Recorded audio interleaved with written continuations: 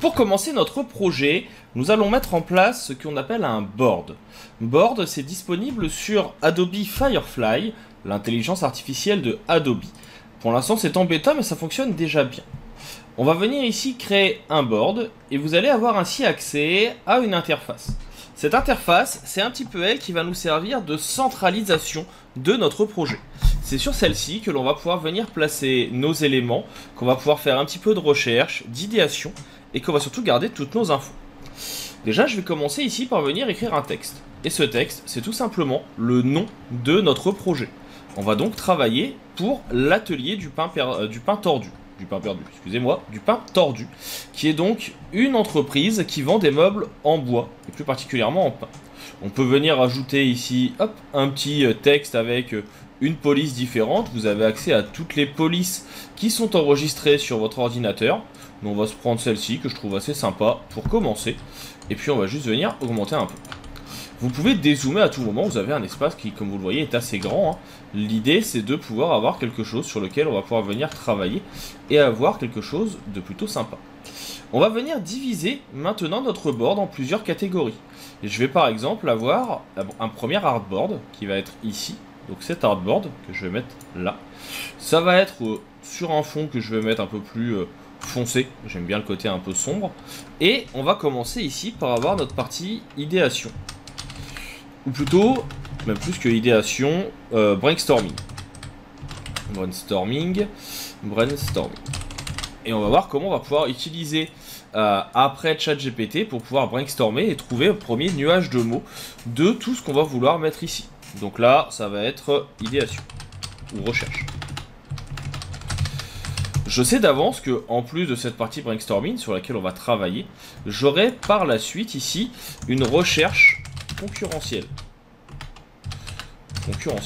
Hop. Alors forcément, mon orthographe étant un peu mauvais, je vais me faire corriger tout de suite pour ne pas avoir de soucis sur le niveau de recherche. Pour une fois, je l'ai écrit sans faute. Et c'est là qu'on viendra poser quelques bases, qu'on viendra poser quelques éléments, nos recherches sur notre concurrent. On aura bien sûr tout ce qui sera fait avec Perplexity, ChatGPT et autres. D'ailleurs, je vais réouvrir ChatGPT à cet endroit. On va avoir bien sûr après un autre élément sur lequel on viendra travailler, qui lui va être un peu plus grand comme board. On va aussi venir le mettre dans une autre couleur. En termes de couleur, on va garder la même. Et ce board, ça sera recherche image / croquis qu'on va utiliser par la suite. Et on aura donc surtout une partie que l'on va utiliser, qui va être une partie, et là je duplique, moodboard. Hop. Moodboard. Je sais ici que plus tard, j'aurai cette partie-là qui me servira. Et comme on veut quand même pouvoir travailler de façon efficace, comme on veut avoir bien sûr différentes recherches d'images, je vais avoir une autre section que je vais faire plutôt ici. Ça va être recherche iconographique. On verra un peu plus tard à quoi ça nous servira. Icono. Ça sera tout simplement pour venir rechercher par rapport à ce qu'on va proposer des images, des textures. Et vous verrez que la puissance de board et de l'IA sont assez fortes dans cette partie. Donc ça va être notre partie recherche. Je vais avoir une dernière partie ici qui sera résultat et rendu. Où on viendra tout simplement mettre les éléments qu'on aura fait dans Firefly ou dans Photoshop et Illustrator et qu'on voudra garder. Et donc là, ça me permet d'avoir tout simplement déjà un ordre des choses assez intéressant. Là, je vais juste faire que mes boards soient tous à la même taille.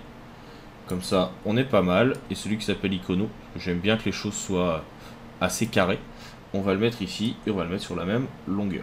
Et donc comme ça, on a un petit placement qui commence à être mis en place. On a des choses qui peuvent être pas mal sur lesquelles on va pouvoir commencer à travailler.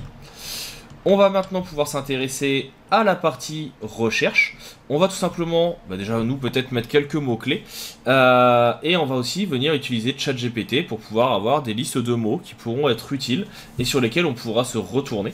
On va voir également comment utiliser Perplexity pour pouvoir trouver des concurrents, des sources que l'on pourra utiliser. Et on verra aussi comment on peut ajouter tout ça dans un outil qui s'appelle NotebookLM qui pourra nous donner d'autres éléments. Ce que je vous propose, c'est qu'on passe à la partie brainstorming avec ChatGPT tout de suite.